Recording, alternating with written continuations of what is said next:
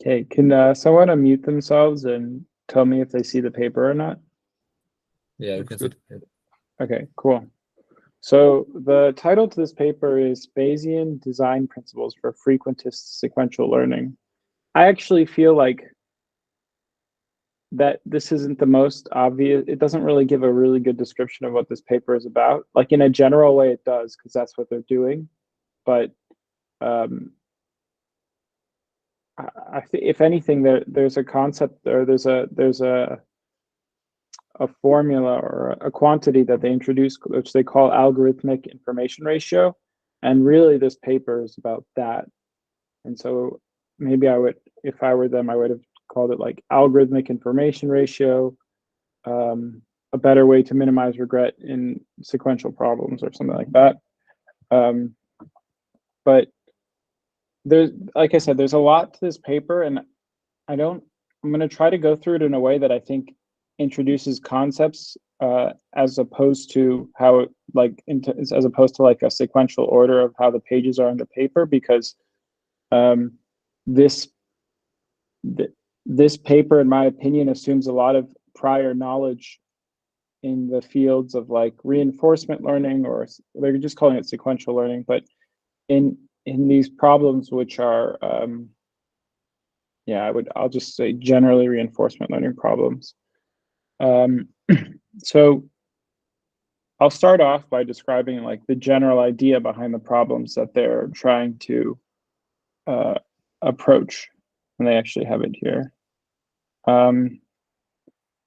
It's problems where an agent sequentially chooses among a set of possible decisions to maximize cumulative reward, where the agent receives partial feedback. By partial feedback, we mean the agent is only able to observe the feedback of her chosen decision, but does not generally observe what the feedback would be if she had chosen a different decision. So it's really general. It's basically you are making a sequence of decisions, and then you are given some kind of feedback, like some kind of observation from the environment. But I think that one of the key things in this problem formulation is that you want to maximize cumulative rewards. So you want to get as much reward as you can, where your reward is defined by some like objective function. Like a classic example of trying to maximize reward in reinforcement learning is an exploration problem. So say you're at the London Eye and you want to get to Tower Bridge, then the reward that you might get for reaching Tower Bridge could be 1 and 0 otherwise. So the goal of the agent is to reach Tower Bridge, but the way that the reward function is described is just by zeros. The agent receives a 0 for every action it does until it reaches Tower Bridge, where it gets 1. Another cumulative, like another reward function for this could be that you give a reward based on how close you are to Tower Bridge. So say you're 100 meters away, then you would get a reward of 0.1. And say you're 10 meters away, you'd get a reward of 1. So the closer you are. But you're trying to maximize rewards. But and so that's one element of it. And the other element of it is that you're trying to maximize rewards in the face of uncertainty. So you don't actually know how your environment behaves or what leads you to get these rewards. Because if you did know what led you to get the rewards, you could easily choose the best, to make the best decision at every time step, but you don't. And so because you don't know that, there's this what's called like the trade-off between exploration and exploitation. They say it here. It's the central challenge of these types of problems, because the trade-off is that, so say you know that if you move forward, actually let's move on to the multi-armed bandit formulation, because I think that's a little bit easier for explanation. So in a multi-armed bandit problem is a problem where you have say the classic example is, say you have 3 slot machines. Each slot machine has an arm that you pull. That's where I think the arm in multi-armed bandit problems comes from. And each slot machine will have a different reward function or reward distribution. So if you pull the first slot machine, maybe you only have a 50% chance of winning. In the second one, it's a 70% chance. And the third, it's a 15% chance. And so if you pull the first one and you get a reward, you'll be like, oh, great, I got a reward. And the question is, should I keep pulling that first arm or should I move on to the other ones where you might get less of a reward or the likelihood of getting a reward is less? So when you start out, you have almost no information. You might have some or no information about your environment, and you have to choose between saying like, okay, from what I've already done, how can what's the way I can maximize my reward versus maybe I should try something new and try to find out more information about the environment such that in the future I could maximize my reward. So that's the exploration exploitation trade-off. Yeah. The reward itself is stochastic in the sense that the size of the reward is also a random function, right? It's a random variable. It's not just either or, but could be like any continuous value, right? Yeah. I think that, let's see, they define it over here, but yeah, it's a stochastic function. It doesn't have to be for these formulations, but in this problem, it is.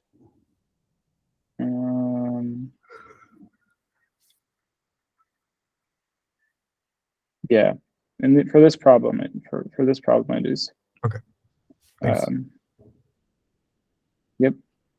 So yeah, the main goal, and so just to the main goal of this paper is we have these sequential learning problems with partial feedback, and we want to propose an algorithm that optimally that optimizes the trade-off between exploration and exploitation.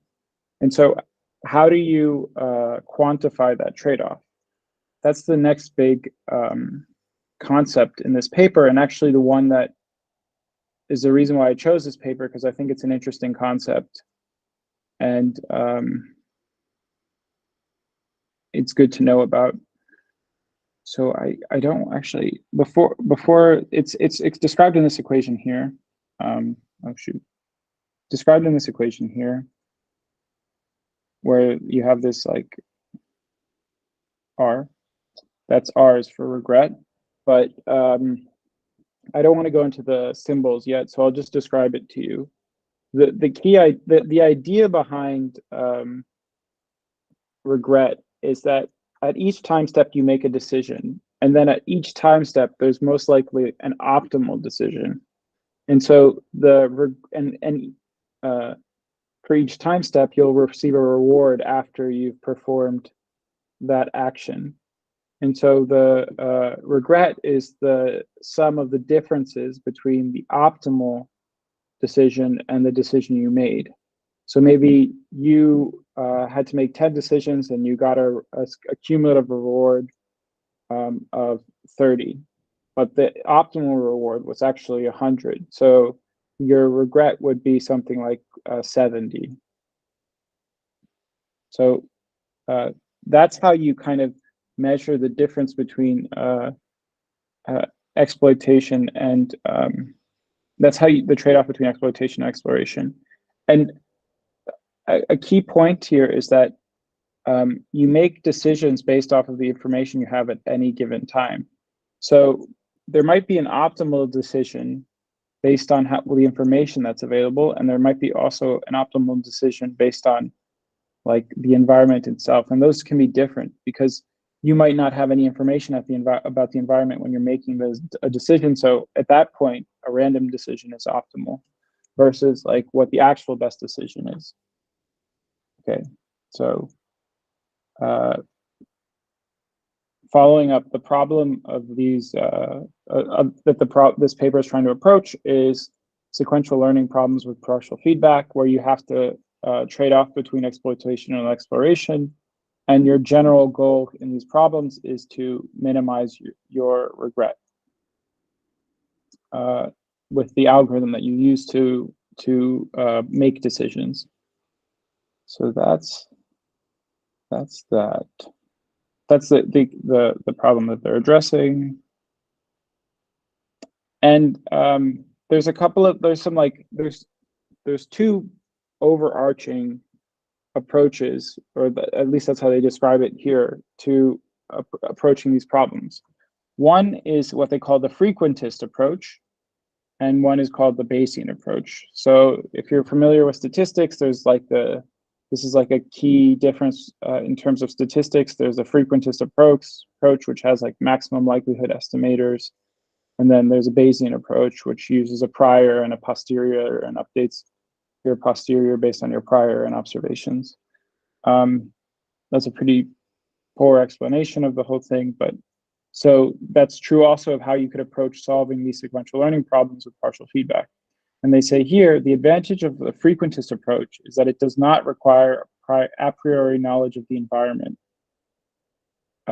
As I said before, in Bayesian approaches, you have some prior that you use, that you start with, like prior knowledge, prior information. It's usually distribution over something, and then you update it. But it says, however, the frequentist approach heavily depends on the case-by-case analysis, exploitation, special structure of a particular problem. So they're saying that most frequentist approaches are tailored to the structure in a specific problem and don't generalize well past it. And we're looking for a way that generalizes. And then they say, for the Bayesian approach requires knowing the prior at the inception, which may not be accessible in complex or non-adversarial environments. But the advantage is that the posterior is a generic and often optimal estimator if the prior is known. Oh, I see there's a question. Let me just go to the question. That's just a paper we discussed a long time ago on this the same problem essentially. Oh, cool. It was for an argument what the paper was about the time when it was not proven that the Thompson sampling is very effective. But they empirically show that it is, and that with some optimistic choices, one can even beat it in the majority of cases, which is quite cool. Cool. So this paper, what it's trying to do is kind of like take the good of both of these approaches and marry them together. So this approach doesn't require a prior over the problem, and then at the same time it's not specific, it doesn't exploit specific structure in a particular problem. So it's kind of like marrying the frequentist and Bayesian approach. Okay, so we're trying to minimize regret. We've talked about this.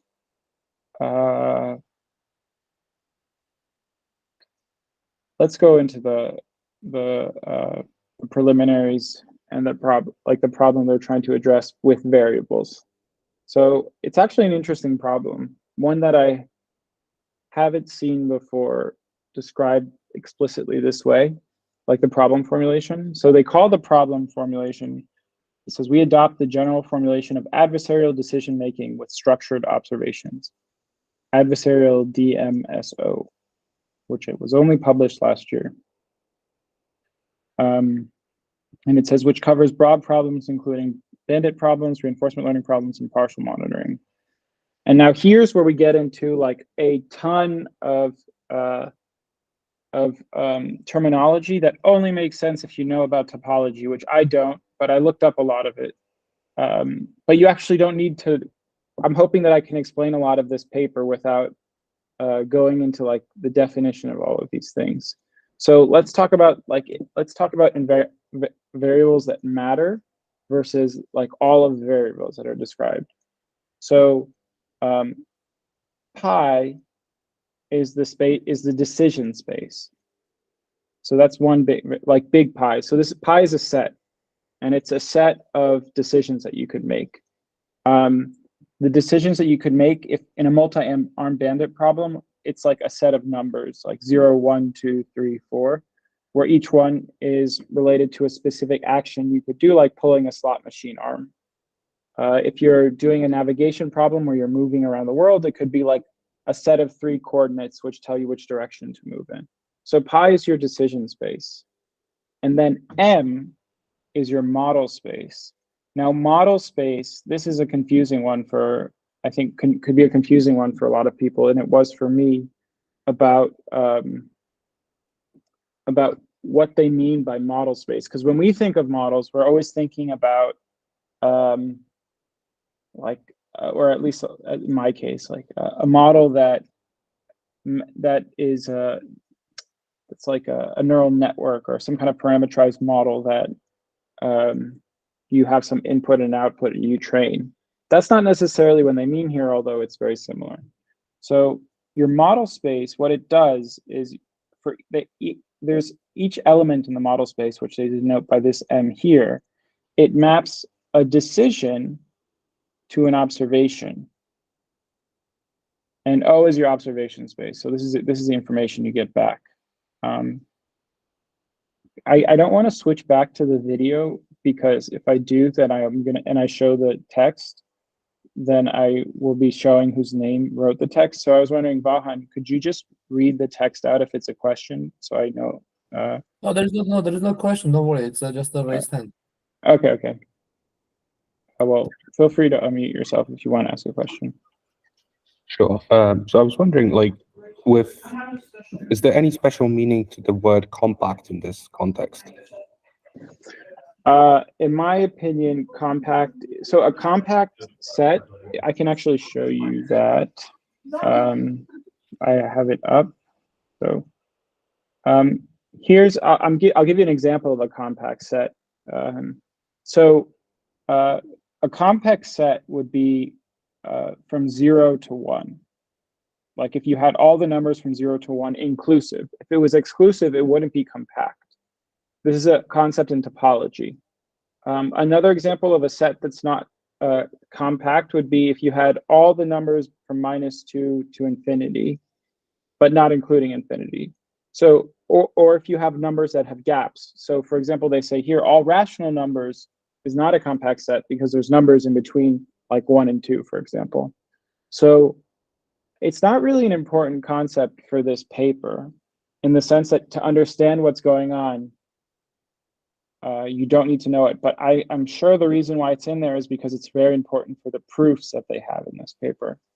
So that's an example of like something that's important to understand the proofs in this paper, but not necessarily to understand some of the ideas in this paper. Also, like, for example, it says over here, this symbol means the set of Borel probability measures on that space. Like, again, knowing what a Borel probability measure is not super important. I will talk about what a probability measure is later on, but knowing that it's Borel is not important. Okay, so again, you have pi, your decision space, M, your model space, and what M, for each model, what it is it maps your action to an observation. And so this model is actually a model of your environment, and your model space is all the possible environments that you could be operating in. That's a really key and important part of this paper. So if that's confusing to you, please ask a question about it. And then the last thing that variable you need to know about is this mean reward function associated with each model. So for each model, you have a reward function which takes your action and spits back in a reward. And in the case of the problems that they're looking at, the observation is actually the same as the reward. Well, actually, no, for multi-arm bandits, the observation is the same as the reward function. So this is a finite fixed round game where it says consider T round game played. And so here's an example of how this game works. That's why I underlined it. So I hope that another important thing to try to take from this is, okay, at each round, the agent determines a probability PT over the decisions. So PT is actually a distribution over decisions that you can make. So it's a distribution over big pi, like the set of pi. And then the environment selects a model. So your environment says, okay, like I'm going to operate in one of these ways based on the model space. And then what happens is that a decision is made by sampling from your probability distribution PT, and an observation comes out of the decision you made and the model that's been chosen by the environment, and that leads to some observation.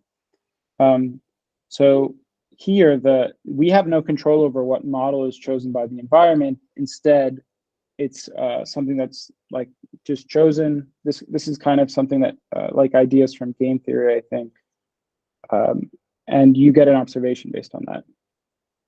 I'm not going to talk about what an admissible algorithm is yet, because I don't think that's very useful to know about.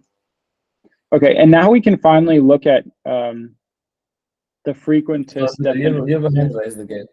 Yeah, go for it. Oh, hi. Sorry, I had a question. Why is OT not equal to MT brackets PT? That's a good question. So MT in this case is a, yeah, you're right. Over here it says it's a mapping, but I guess over here they're saying that it's a, like it could be stochastic.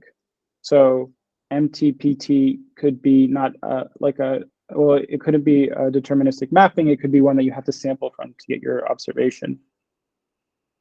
But that also, I think it's because this notation includes both stochastic and deterministic mappings, whereas one that said equal would only include deterministic mappings. And I think the reason why they do this is just they're trying to make their formulation so general that it applies to almost any problem.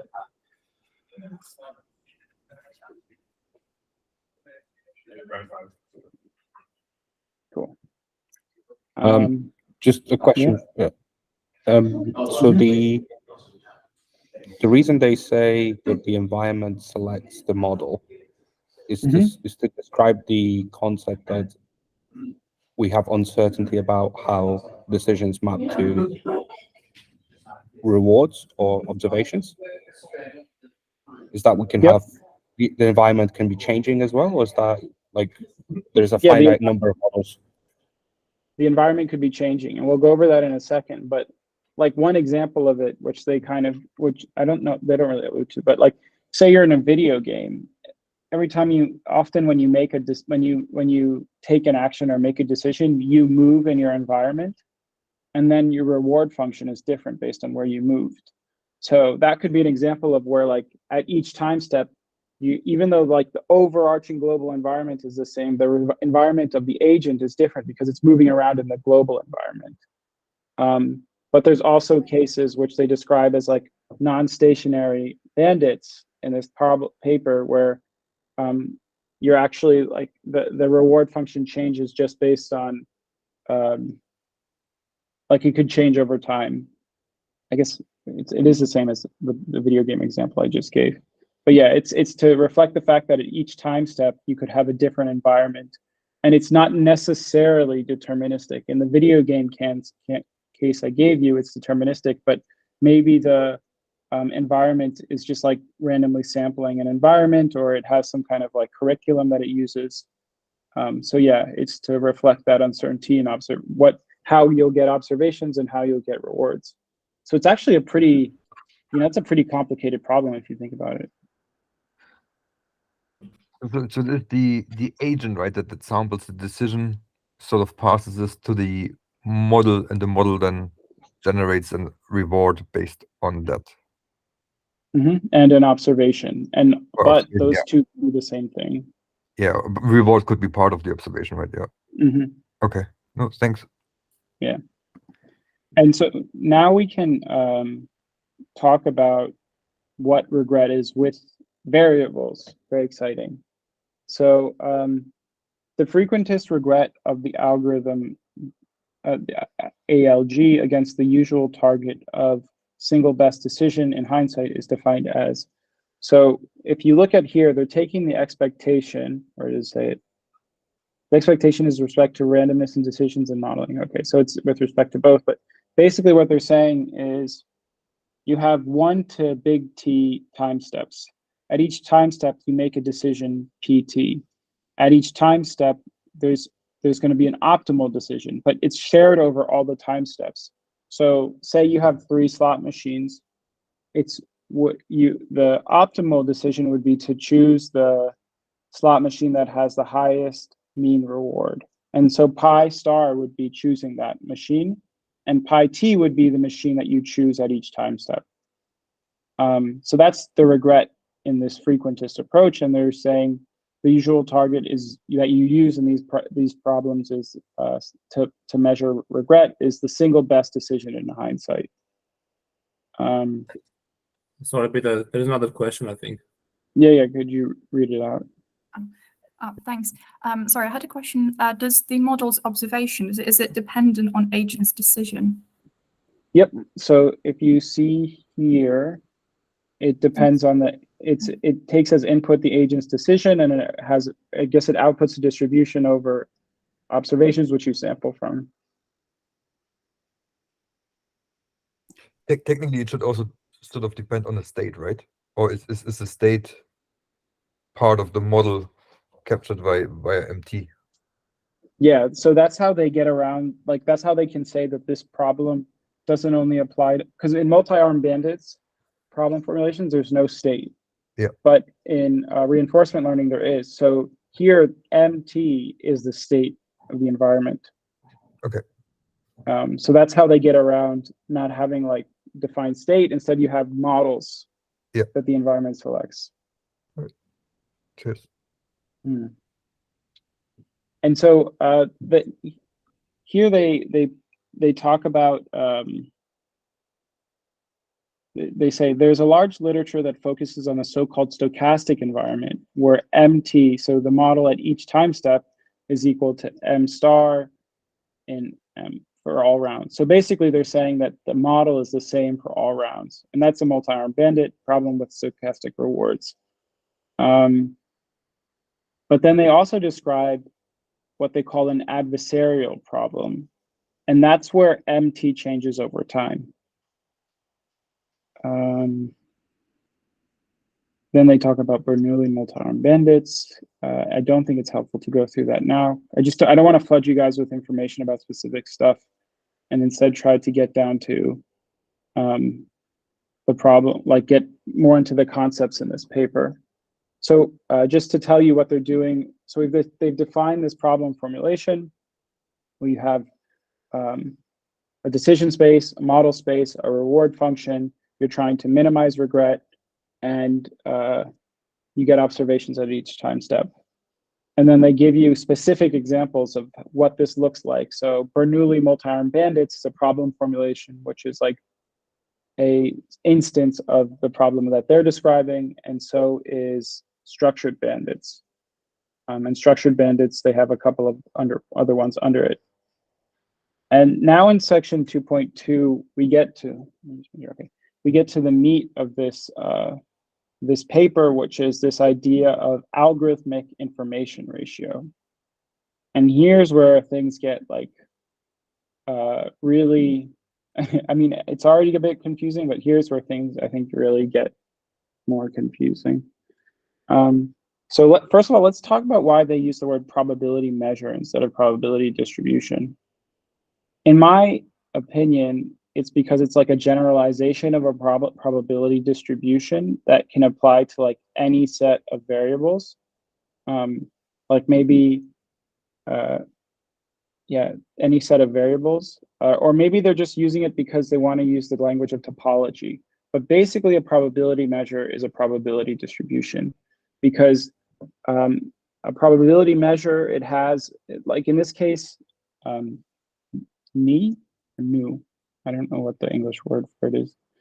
Ni, I'll just say call it V. Actually, there's no V's. So V is it's a probability distribution over the model space and the decision space. So it's these two joint random variables, and for each decision and model, there's a different number that that V will output. And the sum of those numbers over the entire space of models and decisions has to equal 1. That's what a probability measure is.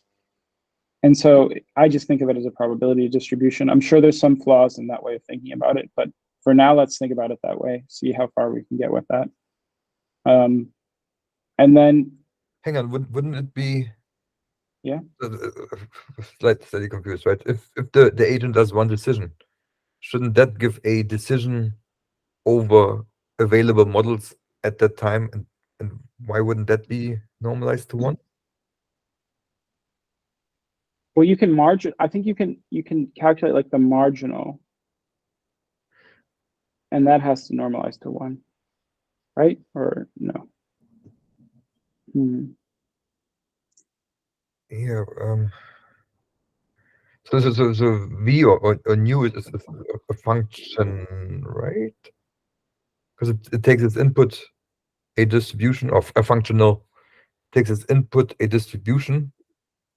It takes as its input is a model and a decision, and it outputs like a real number.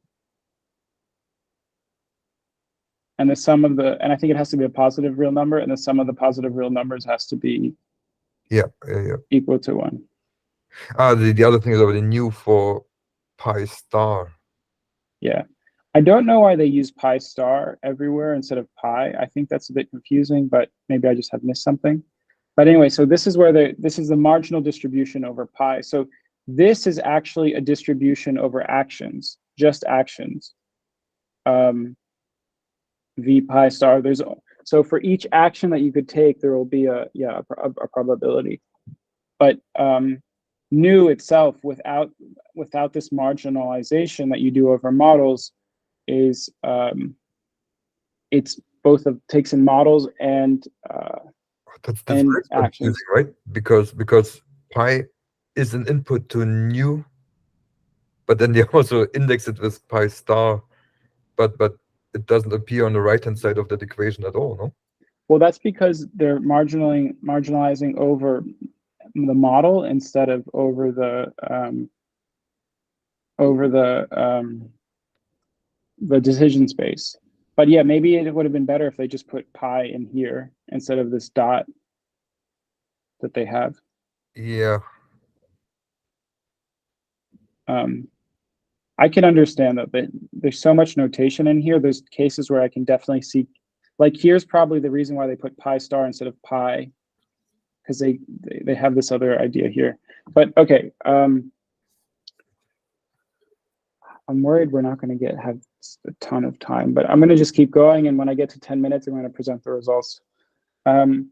So one argument that they make about their approach, which is, and why it's better than all of the other approaches from a conceptual point of view, is because they're actually constantly they're maintaining a belief over V or nu.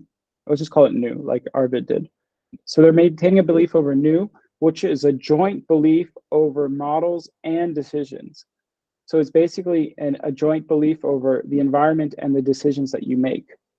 And doing that jointly, they argue, leads to better performance on all of the problems that they look at. So key concept. And then there's one other thing I wanted to say about this. But you know what that means? It means that they have to have a distribution over like all possible environments and all possible actions, which is why I think that at least the way this problem is formulated here, it would be hard to extend to cases where you have like really large environments or action spaces. And I think they might even mention that somewhere. But I like if you took an Atari video game and you had to have a distribution over each point in the game, like where the point that the character could be in the game, and then the actions they could take, I'm sure that's massive. And then think about like continuous problem. Anyway, it's a difficult one. But the fact that they're using, yeah. I was just gonna ask, like, how would you understand this to be different from like a regular RL problem, where you're basically trying to determine the policy and how the agent should behave? It's the same, except it's a different formulation of the problem, which is like there's no state in this problem space. Instead of there's these models, it's the same in the sense that like this is a more general formulation of RL. So RL is a set of problems for this problem. Okay, so if this were to be applied to an RL problem, or if like a problem would be formulated in this way, what would be the advantage? Are we like avoiding having to have state because of the models? Just use an AI tool. I don't care. Well, the argument that they make here is actually that so through this formulation, they are able to describe algorithmic information ratio and then propose some algorithms that are based on calculating algorithmic information ratio that have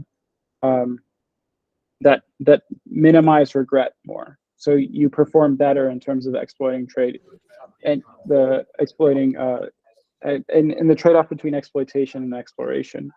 So Okay, that's that the makes main sense. thing. Yep. That this formulation allows them to express the problem a little bit differently and calculate and then consequently perform better. So let's talk they can capture more information. I think it's maybe more accurately capture information because of the fact that they're jointly modeling the decision space and the model space. Whereas like a policy, for example, usually just models the decision space. And then you have another model, which is like called a dynamics function, which models the environment. And you have a belief there's a lot of different elements to it, but I think that's the key idea, or at least that's what I'm taking from it. That makes sense. Okay. Have 20 minutes. Let's try to get through algorithmic information ratio and then the algorithms that they propose, and then we'll get to results. And unfortunately, I don't know how much we'll be able to talk about like the thing that I've been wondering about, but that's okay. It's a difficult problem, and I'm hoping that you guys just come out of this presentation with some new, like having learned some stuff. But so algorithmic information ratio has these two like hyperparameters, Q and eta, where Q is a distribution over actions. If anyone is wondering what this means, I thought it meant integer, but it actually is like a topology thing, which means it's like the intersection of all interior sets of a larger set. But anyway, that's because I was looking at this for a really long time trying to think of like how can Q be an integer and be a probability. But so it has these two hyperparameters. One is Q and one is eta. So the first part of algorithmic information ratio is pretty standard. This is the regret. And so you're trying to, this part is just expressing regret. And then the second part is this more interesting or like kind of like the novel part of the problem where it's the KL divergence between like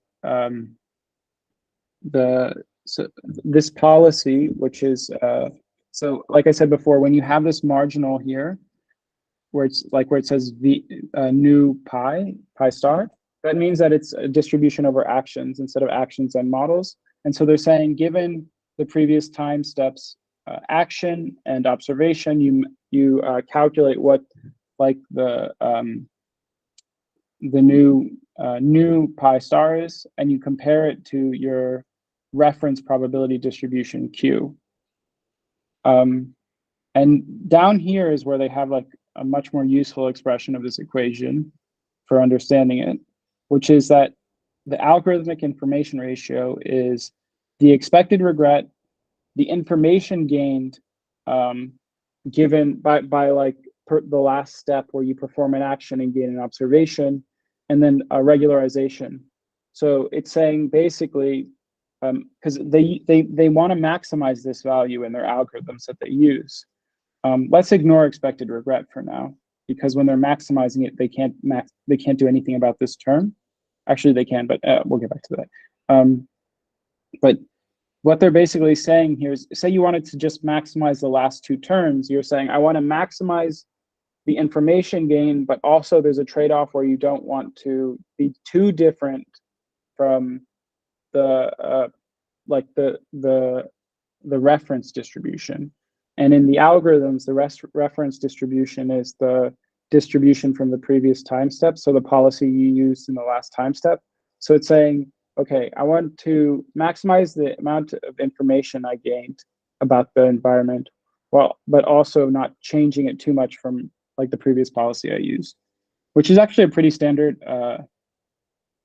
This term, you see it in a lot of reinforcement learning algorithms in a way. Like there's these two really widely used reinforcement learning algorithms called TRO and PPO. And they both have a term that when you update the policy, it doesn't change too much from the previous one. That's at least the similarity I saw from it. But this is algorithmic information ratio. And this is like a central thing in the central contribution of this paper in terms of from a conceptual point of view. I'm not going to go through all of the proofs. Instead, give you an intuition. Well, let's look at the algorithm that they propose, actually, sorry. But this is like the general version of the algorithm that they propose for trading off between exploitation and exploration. So you have some input algorithm, which basically means you have some input policy, and you have a learning rate, eta, which is greater than 0. So you say, let Q1, so your first reference distribution, if you remember from over here, where to calculate algorithmic information ratio, you have to have a reference distribution Q. So it's saying, initialize Q to be a uniform distribution over your decision space. And then, so for each time step, you get your distribution from over actions for that time step from your algorithm. And then what you're doing is you find the belief space. This is called the algorithmic belief, I think, based on maximizing your algorithmic information ratio for the given policy that you're using at that time step. And then what you're trying to find is new. So this distribution over models and environments, over models and actions. And then what you do is you sample from your policy and you get your observation back from your environment. And then you update your policy or your reference distribution Q based on wanting it to be like the version, like you're taking the new that you got from your optimization and you're calculating what's the distribution over actions that you would want by marginalizing over models, given also the new information you have from that action and observation you made. So the key step here is really more this part of it. And one thing they argue is that, so again, Q is just a distribution over actions. So at each time step, you just have to maintain a distribution over actions, which is not very memory hungry as an algorithm. And they say some other algorithms are more memory hungry, but they have to perform this pretty complicated, in my opinion, optimization here to figure out what new is. And they say, and this is the part that, they say that by maximizing algorithm, I'll just call it error. By maximizing error, we generate an algorithmic belief that simulates the worst case environment. This algorithmic belief will automatically balance exploration and exploitation as well as being close to the reference belief. So yeah, the reason why they're maximizing it, I guess, is to pretend that the environment is the worst case environment. And worst case environment, based on my understanding of the math, is the environment that provides the least amount of information or something like that. I'm not sure. But this at least they have a sentence to explain what the math is doing, because it's hard for me to see how that drops out here. But the learning rate itself is a input, right? So you sort of set that, right? Yeah, I don't know if learning rate is the right term, but I could see why it is, because they're trying to maximize this loss function. This has a loss function, right? But yeah, I'm not sure whether this is because, of course, the moment you specify this eta, you sort of have your problem defined. No, wouldn't that be sort of the difficult bit of finding exactly how you wanna balance ether out? Yeah. So they actually let's go into experiments now because we only have 10 minutes left. But part of the experiments are actually like finding a good range of ether that you could work with, and then they show like the bounds for that like the bounds on performance for those. But yeah, you have to find ether, and ether is like a trade-off. Actually, to me, I look at it as more like a weighting coefficient in the loss function, where it's like you want to maybe minimize regret, but you also don't want to like change the you don't want to get a new that is that different from Q. Yep. Yeah, it's like you basically regularization as they call it here. But okay, let's go to some results because I wish I could have given you guys a better explanation of all of this stuff, but it is a lot of math. Maybe I'll just mention that they go through all of the theory, they talk about all this stuff, and then they show how you can apply it to like different instances of the problem, like Bernoulli multi-arm bandit problem, and you get these like really simple closed form solutions to them. So one of the cool things is, I guess, if you understand all the math, and you can use it for like some simple problems. You get like really simple solutions that mean that you really don't have to do that much calculation because you've figured out how to like minimize regret. Okay, so let's look at the results. So here's the results for a stochastic bandit problem, where a stochastic bandit problem is one where the model is fixed for all time steps, and you're trying to minimize expected regret. And there's a method which I've even used before, which is pretty well known, which is called using an upper confidence bound, and it's where you like estimate the reward function for each of your arms based on like an upper confidence bound of a Gaussian distribution. Well, it's a Gaussian approximation of a Bernoulli distribution. But you can see that this one has a really poor expected regret in relation to Thompson sampling, which is the blue one, and then APS is their like suggested algorithm. And for Thompson sampling and for APS, what they do is they vary for APS, which is their algorithm, they vary eta, and for Thompson sampling, they vary like the parameters of the beta distribution that they use for it. So you can see that they perform basically the same for with Thompson. I don't know. Here I would say like Thompson sampling actually looks like it does a little bit better, but that's a very subjective, because they argue that it does. I think, what do they say? It's comparable to Thompson sampling in a stochastic environment. So in the case where the environment is essentially fixed, the model is the same for all time steps, it's as good as Thompson sampling. But now you get to the more complicated case, which is when the model changes between time steps. And so they compare it to like the state of the art for this problem formulation, which is this EXP3, and you can see it actually performs much better for this adversarial case. And then, wait, actually, sorry, adversarial is. So is the ether in like a codified way of how much we expect the model space itself to move? So that we say, if we say if the model is stationary, right, then the optimum policy should also become stationary. And by fixing eta, we essentially say that we expect our model space to only move this far, and therefore our optimum decision should also be only moving that far. For me, eta is a way of making sure that the change in the policy that you calculate between steps isn't too large. So I think if it was like infinity, then at each time step you could have a completely different policy from the last one. Yeah. So that would be like, I guess, maybe like a fully exploration-based method.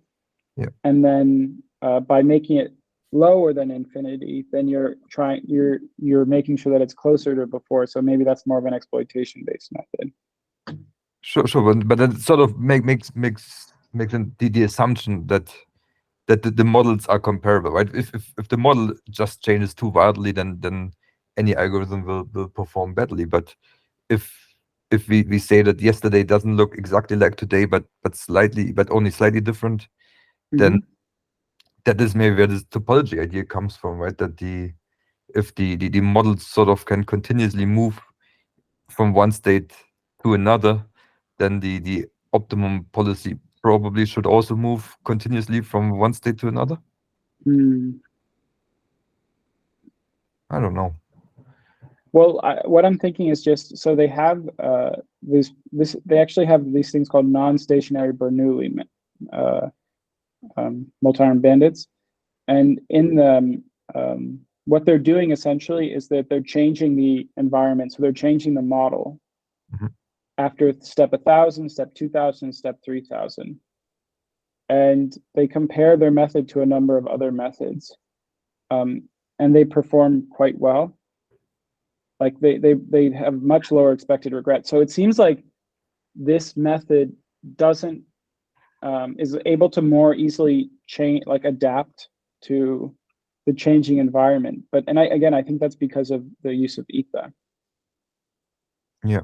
But yeah, go ahead. I was just wondering, right? So Thompson sampling was essentially you observe your environment, and then your optimum rewards sort of should converge, right? If it's stationary, right? Eventually, your reward distribution should be quite. Actually, the distribution doesn't have to be narrow, but the expected reward should become narrow, right? Now, we could probably simulate something like this by essentially adding noise about the distribution we have about the rewards at any point in time, right? So this way, I think we could make Thompson sampling to also not converge to some stationary thing, but rather move alongside the problem as we learn. And I think the choice of how much noise we add would be very similar to this ether here, where of course if we add a lot of noise in between time steps into our distribution that we think it is, then this would essentially mean that we allow for a wider move away of the distribution from what we think it currently is, right? So that would be very similar to the KL difference, I think, no? Yeah, probably. Yeah. And who knows, maybe it's exactly the same and it's just not written in the paper. Yeah. But let's see. We have 2 minutes left, so I'll just say, so basically the point that they make in this paper is that this problem is a lot better in the case where you have a changing model. So it could be much better in terms of reinforcement learning. We'll see, because they say one of the extensions that they use is talking about one of the extensions that they propose is using it in reinforcement learning. They don't have, maybe in the appendix they have some experiments of doing that. But yeah, as Bahan said, the appendix is huge. I guess as a final point, is, so like I said before, the key idea behind this paper is maximizing algorithmic information ratio at each time step and using that to determine how you're going to make decisions. And I didn't really see how that leads to minimizing regret while also like gaining information about the environment. I can see that regret is a determinant and information gain is a determinant, algorithmic information ratio. But I'm just pointing that out in case someone wants to read this paper in further depth and like think about that, because I think it's a good question. And if you understand that, you understood the key point of the paper without actually having gone through all the proofs and stuff. But anyway, I do think it's a cool paper, very theoretical. I think we'll go back to, well, we'll see who, next time I present, I'm not going to do such a theoretical paper. I do hope one day I can understand these concepts a little bit better, but I think it's really cool. And I wouldn't be surprised if maybe we start seeing ideas from this paper in like actual practical problems in a couple of years, but maybe not. It depends how tractable this is in more complex problems. But yeah, thanks everyone for listening. Let me stop sharing now. And if there's any questions, I'm happy to try to answer them. Thank you very much. What was the where does the frequentist actually come in all of this? The frequentist approach, I think, was that they found a way to calculate. I'll be honest, I didn't really buy this that much because it seemed a lot like a Bayesian approach to me. But they found a way to not require a prior as part of their calculations of like the policy and the environment, whereas a Bayesian approach requires a prior. Yeah, of course, at the cost of you having this sort of free parameter eta, which sort of is, in my opinion, you sort of the prior on how your model space moves over time. Yeah, true. Just if anyone's wondering how I found this paper, it's one of the like outstanding papers at ICML this year. Yeah. Yeah, There was a couple of other cool ones too, if anyone's interested.